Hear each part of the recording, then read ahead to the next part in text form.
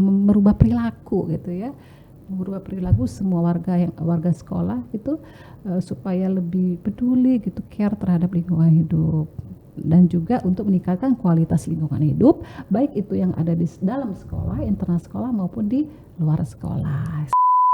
Tidak hanya ke sekolah gitu ya, kemudian ke masyarakat, juga ke komunitas peduli lingkungan yang ada di Jawa Timur seperti komunitas relawan Jogokali, oke, seperti itu. Kemudian komunitas peduli lingkungan Sungai Berantas. Aksi kolektif secara nyata, berkesinambungan, berjejaring yang dilakukan oleh seluruh warga sekolah. Jadi tidak hanya siswa, tidak hanya guru, tidak hanya tenaga kependidikan, tidak hanya kepala sekolah, tetapi juga melibatkan komite sekolah, kemudian bahkan petugas kebersihan, petugas kantin, dan juga masyarakat.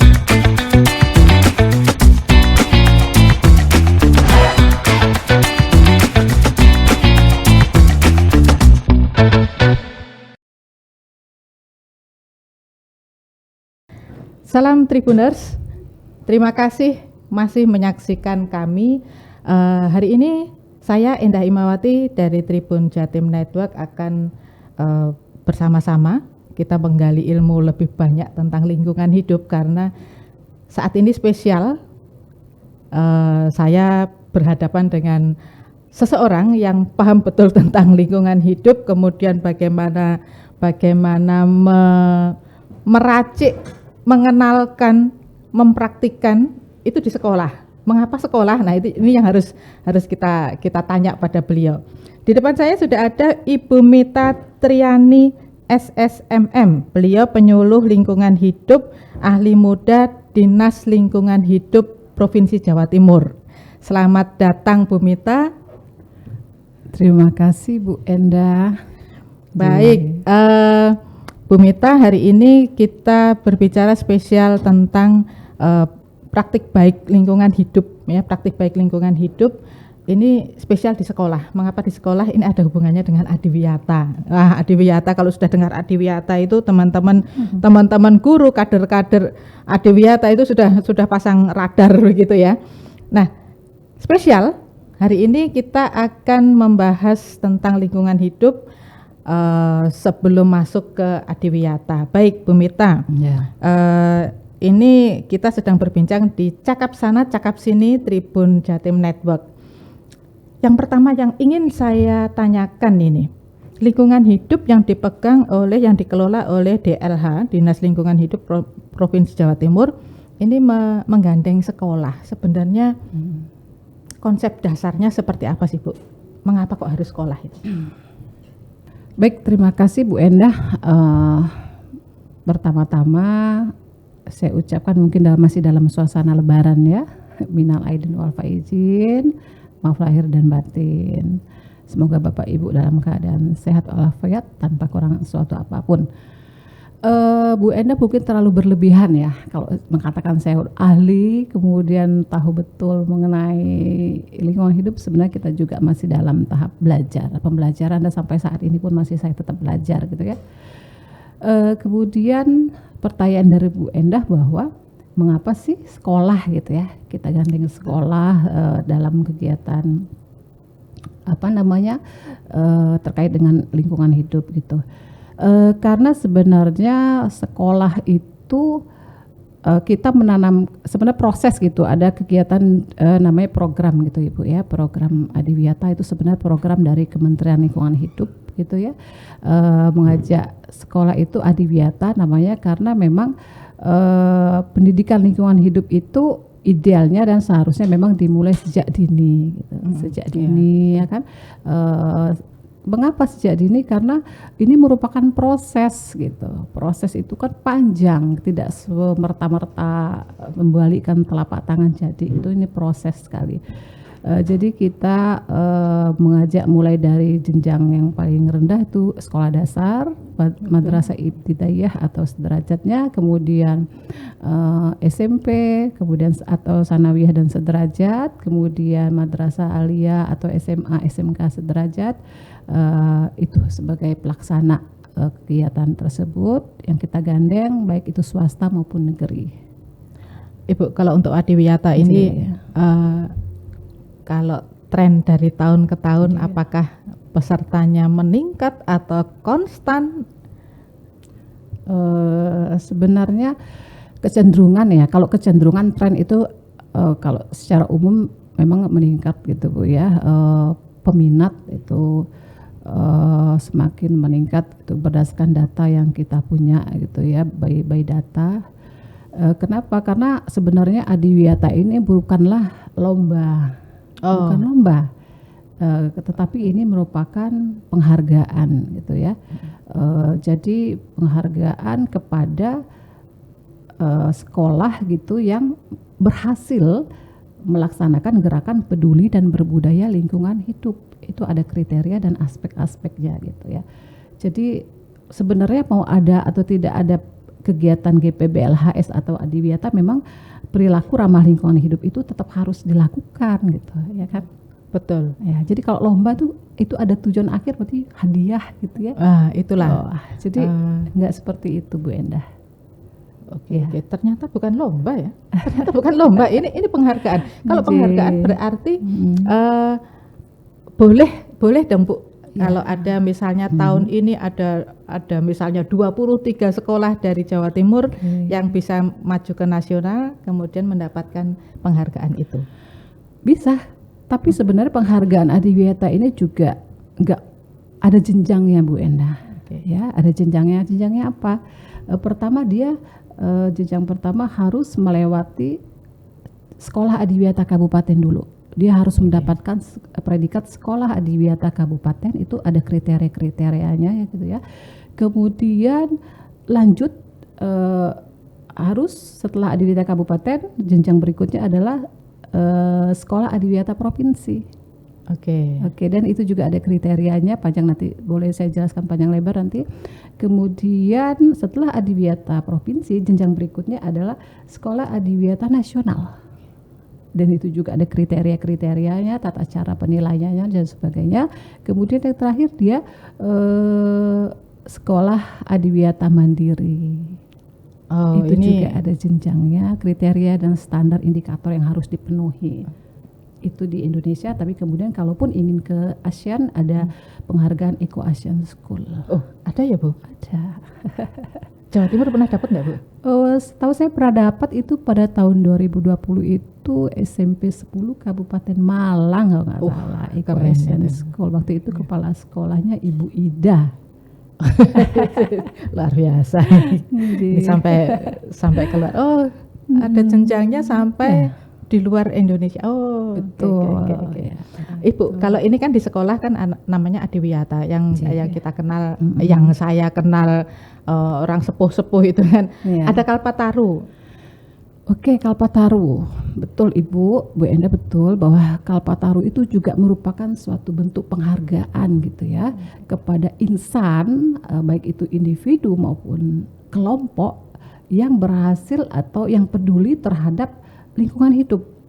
Nah, jadi Kalpataru itu juga memiliki kriteria-kriteria. Yang pertama dia kriteria untuk perintis lingkungan hidup. Ini tidak berjenjang seperti Kalpataru, tetapi memang ada seperti Adiwiyata. Oh maaf, tidak seperti Adiwiyata, tapi ini memang sesuai dengan kriteria-kriteria tersebut. Ada kriteria juga, ada indikatornya juga. Yang pertama kalau Kalpataru itu ada 4 kategori. Yang pertama itu kategori perintis lingkungan hidup, yang kedua kategori penyelamat lingkungan hidup, kemudian pengabdi lingkungan hidup, dan kategori terakhir adalah pembina lingkungan hidup. Seperti itu Ibu. Sampai saat ini Bu, iya. Yang untuk Kalpataru ini perjalanan sudah sampai di mana? Kalpataru ya, untuk tahun 2023 ya, kita itu Kalpataru ini kan kegiatan program dari KLH ya Bu ya. Kalau kita sendiri sebenarnya adopt dari Kalpataru itu juga ada penghargaan namanya pelestari lingkungan hidup sama, tapi Kalpataru tingkat daerah gitu ya. Kalau yang untuk Kalpataru ini kita kemarin dari Jawa Timur itu mengusulkan kurang lebih berapa itu 12 usulan seperti itu ke Kementerian Lingkungan Hidup dari berbagai kabupaten gitu ya. kita usulkan, kita sampaikan beserta bukti dan dokumen yang diperlukan, kemudian turun pengumuman bahwa dari Jawa Timur ada 2 nominator yang terpilih untuk verifikasi gitu ya, layak atau tidak mendapatkan penghargaan Kalpataru gitu. Ada 2. Yang pertama itu LMDH Sukolawu dari Kabupaten Magetan, itu kategori penyelamat lingkungan hidup. Yang kedua dari Kabupaten Lumajang itu Pak Eko Ramadan dari kategori pengabdi lingkungan hidup dari Kabupaten Lumajang. Dan kebetulan kemarin saya pribadi beserta tim gitu dari DLH Provinsi mendampingi tim dari KLHK Pusat untuk turun ke lapangan melakukan verifikasi lapangan, melihat langsung kondisi real kegiatan dari Pak Eko Ramadan tersebut. Seperti itu Bu Endah. Tapi setiap tahun berarti Jawa Timur itu banyak ya Bu. Kalau 12 yang diusulkan kan sebenarnya kita punya tabungan ini. Kita punya tabungan 12 insan, 12 sosok yang luar biasa. 12 atau ada komunitas-komunitas yang luar biasa. Perkara nanti turunnya itu 2, 3, 4 itu kan bukan ini kita. Tapi kalau seperti itu peran DLH besar juga nih. Alhamdulillah itu sesuai dengan tusi kita Bu ya, dan juga itu memang diamanatkan gitu ya di dalam Undang-Undang Nomor 32 tahun 2009 tentang perlindungan dan pengelolaan lingkungan hidup pasal 65 bahwa pemerintah itu memiliki kewajiban untuk melakukan pembinaan, pendampingan, sosialisasi dalam pembinaan dan sosialisasi gitu dalam rangka perbaikan kualitas lingkungan hidup gitu dan lain sebagainya. Dan terima kasih sekali, bersyukur bahwa Bapak gitu ya, Bapak Kepala Dinas kita, Dinas Lingkungan Hidup Provinsi Jawa Timur, Pak Jempin Marbun itu SHMH sangat support gitu, sangat support sekali setiap kegiatan yang mendukung upaya perlindungan, peningkatan kualitas lingkungan hidup yang khususnya yang ada di Jawa Timur, seperti itu. Ibu, kalau tadi Kalpataru oke lah, ini tingkat nasional dan banyak banget orang yang sudah paham tentang Kalpataru dan pasti menunggu siapa yang mendapat penghargaan. Kemudian sekolah sudah dipegang oleh Adiwiyata. Nanti kita bahas lebih terperinci lagi. Nah, yang ingin saya tanyakan di luar kriteria yang Kalpataru tadi, kemudian yang Adiwiyata, ini adakah kelompok-kelompok, kan kita punya struktur dalam masyarakat itu kan komunitas. Kalau komunitas di luar sana oke lah, komunitasnya komunitas apa, diet sampah, diet plastik dan seterusnya iya. Tetapi kan ada struktur yang sebenarnya bisa kita pegang dan itu ada di tiap desa atau kelurahan, seperti misalnya PKK, Karang Taruna, itu sebenarnya itu disentuh juga oleh teman-teman di LH Jatim enggak Bu? Iya Ibu, jadi kita tidak hanya ke sekolah gitu ya, kemudian ke masyarakat, juga ke komunitas peduli lingkungan yang ada di Jawa Timur, seperti komunitas relawan Jogokali, oke seperti itu. Kemudian komunitas peduli lingkungan Sungai Berantas dan sebagainya. Kita juga menyentuh ke sana, melakukan pembinaan kepada mereka terkait misalnya bagaimana sih caranya mempertahankan kualitas lingkungan gitu, sungai jauh dari pencemaran sampah dan lain sebagainya. Itu kita juga melakukan pendekatan seperti itu. Yang untuk Karang Taruna, untuk PKK bisa enggak ya? Kalau bayangan saya itu kan mereka ini kan organisasi yang sangat besar. Ya kecil-kecil sih, tapi kan banyak. Begitu itu digelontor oleh sosialisasi dari teman-teman di LH Jatim, itu guncangannya itu kan pasti lebih dahsyat. Betul Ibu. Memang itu kita rencana juga akan menyentuh ke arah sana, misalnya ke PKK, tapi memang itu kita proses ya, tapi seolah akan menuju ke sana itu. Baik. Bu, balik lagi saya ke sekolah ini, ke Adiwiyata. Nah, ini sebenarnya yang disasar itu anak-anak, guru, atau siapa sih sebenarnya kalau di Adiwiyata di sekolah itu? Oh baik, jadi Adiwiyata itu jadi sebenarnya dasar hukum atau pijakan hukum itu ada di Peraturan Menteri Lingkungan Hidup dan Kehutanan gitu ya, nomor 52 tahun 2019 mengenai gerakan peduli dan berbudaya lingkungan hidup di sekolah, kemudian Permen LHK juga nomor 53 tahun 2019 tentang penghargaan Adiwiyata. Sebelumnya saya flashback dulu ya, atau secara umum dulu apa sih yang dimaksud dengan GPBLHS gitu, gerakan peduli dan berbudaya lingkungan hidup gitu ya. Bahwa pengertian dari GPBLHS itu saya singkat gitu ya, adalah aksi kolektif gitu, aksi kolektif secara nyata, berkesinambungan, berjejaring yang dilakukan oleh seluruh warga sekolah.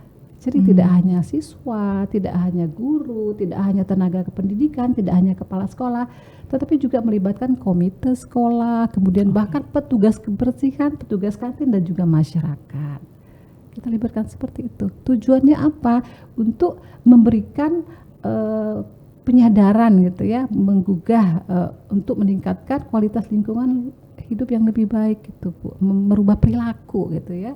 Merubah perilaku semua warga sekolah itu supaya lebih peduli gitu, care terhadap lingkungan hidup, dan juga untuk meningkatkan kualitas lingkungan hidup baik itu yang ada di dalam sekolah, internal sekolah maupun di luar sekolah. Seperti itu Bu Endah.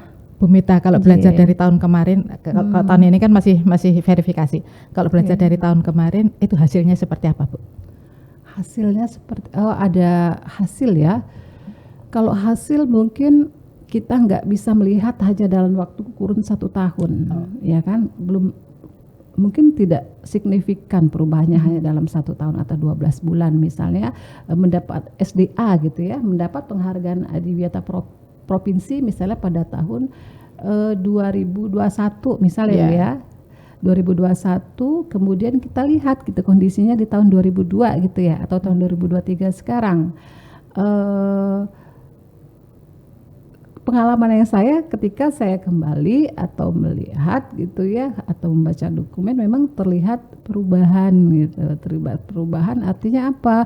Menuju ke lebih baik itu secara lingkungannya, mungkin ruang terbuka hijaunya, kemudian tanaman pohonnya, mungkin tanaman bawah pohonnya relatif lebih hijau gitu, kemudian ada yang kemarin mungkin lubang resapan bioporia cuma beberapa biji gitu, ini udah terlihat peningkatan gitu ya, seberapa banyak gitu. Kemudian udah mulai ketika kita wawancara gitu misalnya dengan para peserta didik gitu, pemahaman mereka ada gitu. Ke guru juga itu kan wawancara tuh misalnya, apa sih Bu, gimana misalnya misalnya konservasi energi itu seperti apa Bu, atau ke anak-anak, ke kader Adiwiyata, apa yang udah dilakukan gitu terkait dengan konservasi air gitu. Mereka udah relatif mampu menjawab pertanyaan-pertanyaan yang sudah kita berikan. Seperti itu Bu, kurang lebih lah. Baik Bu Mita, teman-teman Tribuners jangan kemana-mana dulu. Kita belum selesai. Kita belum selesai. Jadi tetap di situ dulu, karena setelah perbincangan ini saya akan menggali ke Bu Mita seperti apa penilaian Adiwiyata untuk tahun ini. Oh keren toh, ada bocorannya. Tapi tidak sekarang, tunggu perbincangan kami berikutnya. Baik, saya tutup dulu sesi yang ini, kemudian nanti akan kita lanjutkan pada sesi berikutnya. Terima kasih Tribuners, salam, sampai jumpa lagi.